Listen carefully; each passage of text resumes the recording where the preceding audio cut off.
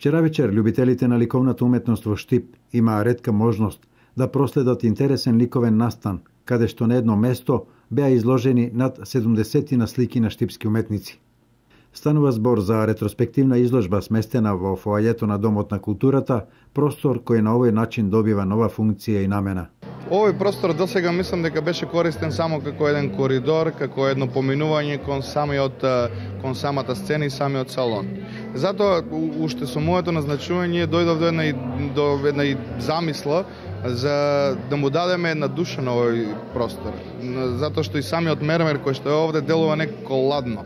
Да го стоплиме, да го направиме поблизок до луѓето, да биде и самиот дом на култура да заживее со тоа, да биде присутен постојано. Мојата замисла е да биде како еден вид кафе галерија книжара. Сликите се во собственост на приватната галерија Матис, а целта е тие да излезат од парафинот и да ја видат светлината на денот.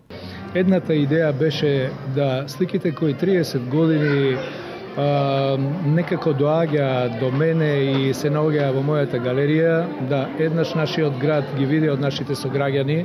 Тоа се слики кои се последните 60 години творештво на наши штипјани, а другата идеја е пред неколку години луѓето од Домот на културата ме повикаа за да ме прашат дали можеме да најдеме некое решение за овој простор кој е неискористен, а прекрасен за една ваква работа.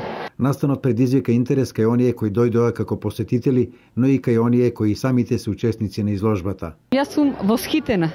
Прво бев изненадена многу пријатно од каталогот кој го видов покана каталог на интернет, ама сепак не мислев дека толкава голема возбуда ќе предизвика самата изложба, затоа што наеднаш се почувствував како да сум на ретроспектива на големите штипски мајстори во сликарството.